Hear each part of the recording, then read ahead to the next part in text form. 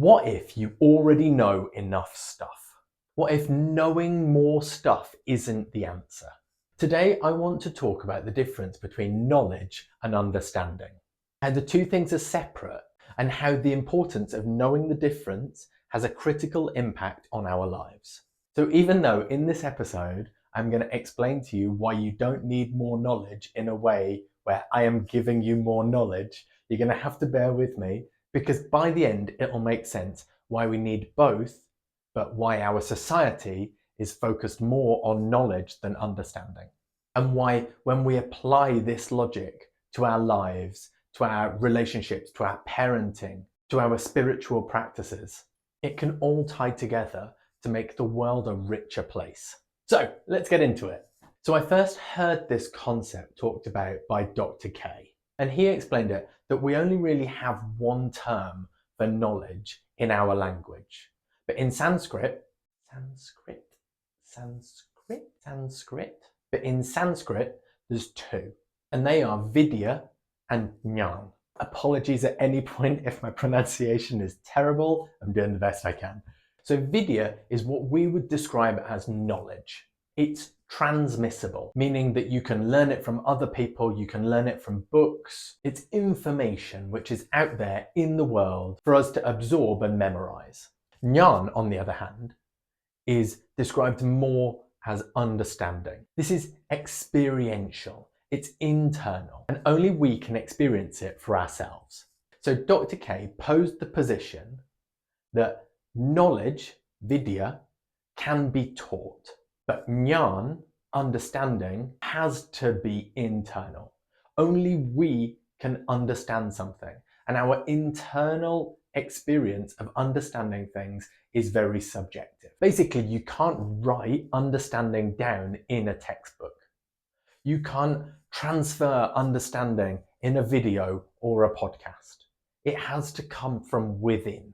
So examples of knowledge are data, facts, things that you can memorize, all externally acquired from the world. And so we have to be taught, we have to read it, we have to memorize in order to absorb that knowledge. And I think we live in a society which champions that kind of knowledge the most. We celebrate people who get good grades based on memorizing lots of facts. We champion people who can read lots of books or absorb lots of information from the outside world. But Jnana is difficult because it's not something that you can articulate. It's a deep wisdom and understanding of the things that we are all experiencing in the world. It's an understanding on a level which can't be articulated with language. And so because you can't articulate it with language, it's quite difficult for people to champion that. It's quite difficult to make that something that we tell everybody to strive for because we can't really explain what it is. I would argue that we all know it. For me, understanding is where things become so innate, so absorbed as part of you and your perception of the world that we don't really have to think about them anymore. But we do have to think about them to get to that point. So understanding is internal realization. It's felt truth and it's actionable insight. And we get this understanding through experience, awareness, and reflection. But in a world where we're just taught to amass more stuff, amass more knowledge, I think we're losing the ability to give ourselves time to absorb that knowledge and turn it from something which is just dry information into deep understanding. And the understanding is where change and development comes from. That moment of experience where you put your hand on a really hot cooker gives you a level of understanding to never do that again. It's not knowledge. Somebody hasn't said to you, don't touch them. And they probably have said to you, don't touch that hot oven. But you probably didn't listen. You probably didn't absorb it in the same way as just doing it for yourself. And this is kind of what kids do, right? They experiment with the world in order to turn the things that we tell them into deeper levels of understanding. And yet, as adults, I think we lose some of that.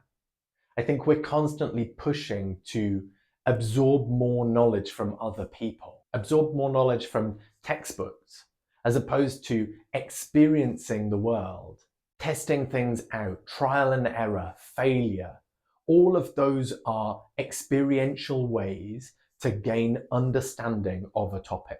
And I think when we really understand something, then change is easy. Change is effortless at that point because it just becomes part of who we are. It becomes part of how we see the world. And also, if we're learning the rules of the game, it's not until we truly understand those rules that we can take them and we can flex them. We can bend them in places to try new things and challenge perceptions in a way that makes us grow as people and as communities and as a population. So as an example, I don't like reading recipes when I'm cooking. I was lucky to grow up in a household where cooking was appreciated and everybody got involved. And so for me, the understanding of flavors and elements that go together is just part of who I am. It's just something that's in there. I don't have to think about it. I don't have to read something to tell me that these flavors go together. And so I like cooking with instinct. I like cooking by putting things together, testing them, not really measuring anything. Whereas I think most people cook from recipes. They look at something that somebody else has done and then they just repeat those steps. But they might not ever understand why those steps are there. And this puts limitations on what we can achieve. If I'm cooking and I've run out of a certain spice, because my understanding is there of what that spice was there to do, or why the lime was part of the dish, then I understand what I can replace that with. I can experiment with different things that might have the same impact.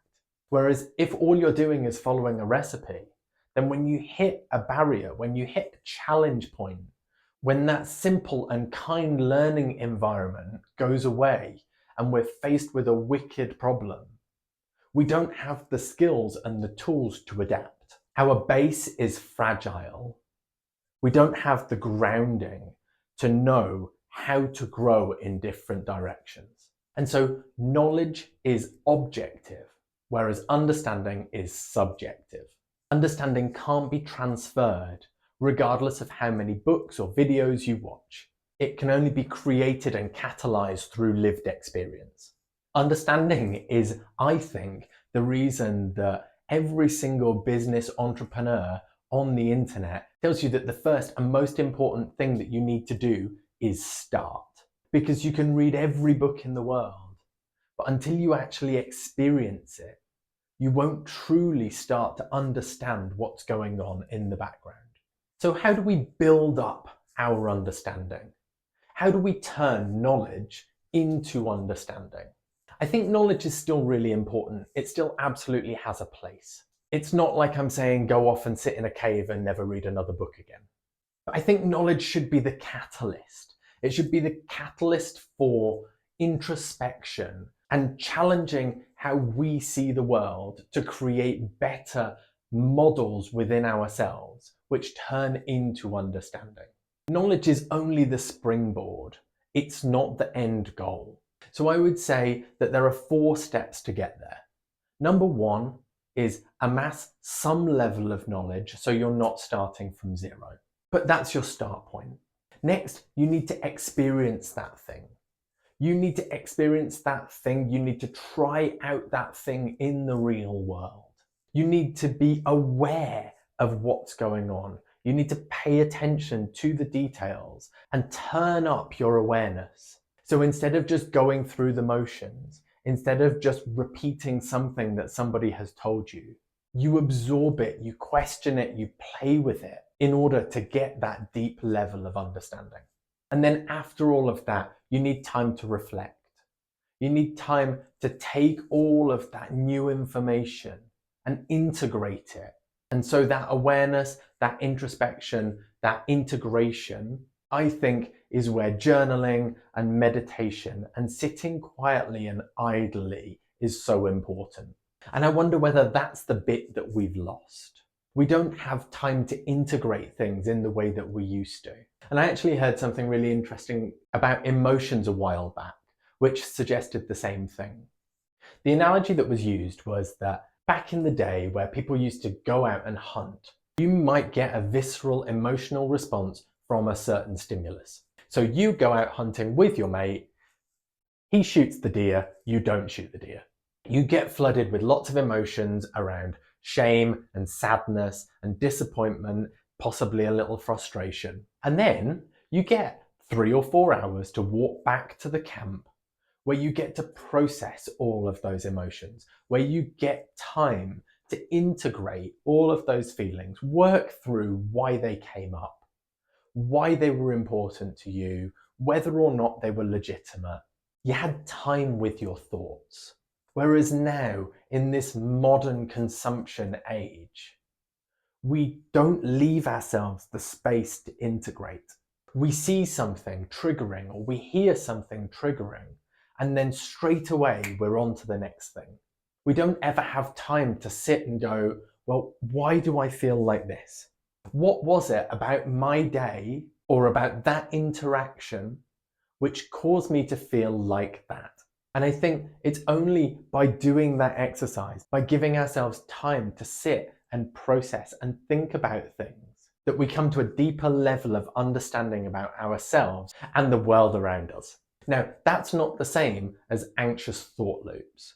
That's not giving ourselves time to think about the same thing and ruminate on it. What I'm talking about is the ability to detach from our thoughts and look at them through the lens of understanding, through the lens of why did this thing occur? And that makes us more capable the next time of choosing different options if we want to. The other thing that I would suggest with knowledge-based blockers, when we feel like we don't have enough information, when we feel like what we need is another course or another YouTube video in order to know exactly what we want to do. For me, I've started to come to realize that it's not a knowledge thing, it's an emotional blocker. And what I mean by that is, likely when I sit down and think about whether or not I actually need more knowledge about this thing, it's because I'm blocking myself emotionally from doing it rather than because I actually need more information. I don't feel capable enough. I don't feel worthy enough to do this thing. I'm scared that I might fail. I'm scared that people might judge me. There are lots of potential reasons why we might have these emotional barriers in place. But it's not until we actually take the time to understand those emotional barriers that we'll be able to break them down and break free of the cycle of just searching out another course or another YouTube video in order to tell us what we might already know inside. Having said all of that though, that makes it both the easiest and the hardest thing to do. Easiest because you don't need anything else. It's all already within you, and all you have to do is tap into it. You don't need to pay more money, you don't need more time in the day to watch more things. We have to accept that there is no silver bullet. There is no one answer that as soon as we find it, it'll make everything else easier. But then it's also the hardest thing because it's on us to do the work. And the work is hard. The work is internal. And it's really difficult to articulate. It's really difficult to explain to anybody else the work that you're doing and the transformation that you're making. But it's also the most transformational. Knowledge and amassing knowledge is passive.